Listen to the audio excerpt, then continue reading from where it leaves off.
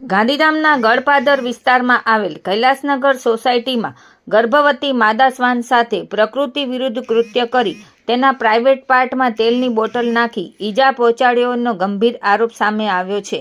આ મામલે નિર્ભય ફાઉન્ડેશનના અધ્યક્ષ મનીષભાઈ જમનાદાસ દેવનાનીએ ગાંધીધામ એ ડિવિઝન પોલીસ સ્ટેશનમાં ફરિયાદ નોંધાવી છે। ફરિયાદ મુજબ તારીખ 19 જૂને પશુપ્રેમી હેમંતભાઈ જાટોલિયાએ સંસ્થાની હેલ્પલાઇન નંબર પર જાણ કરી કે અશોકભાઈ નામના વ્યક્તિએ ગર્ભવતી માદા શ્વાન સાથે દુષ્કર્મ કર્યું છે। ત્યારબાદ તારીખ 26 જૂને માદા શ્વાનની તબિયત બગડતા તેને નિર્ભય ફાઉન્ડેશન ખાતે સારવાર માટે લાવવામાં આવી હતી। તબીબી તપાસ દરમિયાન માદા શ્વાનના પ્રાઇવેટ પાર્ટમાં માથામાં નાખવાના તેલની બોટલ ફસાઈ હોવાનું સામે આવ્યું હતું।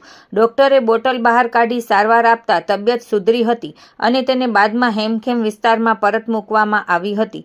ફરિયાદમાં આરોપી તરીકે અશોક સાહનીનો ઉલ્લેખ કરવામાં આવ્યો છે। આરોપીએ ફોન પર પોતાની ભૂલ થઈ હોવાનું સ્વીકાર્યાની વાત પણ ફરિયાદમાં જણાવાઈ છે।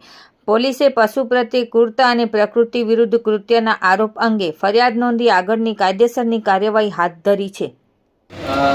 आज हम गांधीधाम पुलिस स्टेशन आए थे ए डिवीजन में और गलपादर में जो प्रेग्नेंट डॉग के साथ दुष्कर्म हुआ था, जिसके पीछे वाले भाग में तेल की बोतल डाल दी गई, उसके विरुद्ध हमने कंप्लेन करवा दी है और पुलिस ने सख्त से सख्त कार्रवाई करने का आश्वासन दिया है।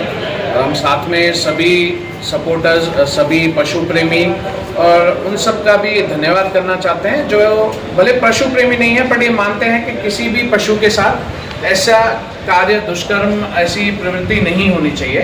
तो आप सबके लिए, सपोर्ट के लिए बहुत बहुत दिल से बहुत बहुत धन्यवाद। Thank you.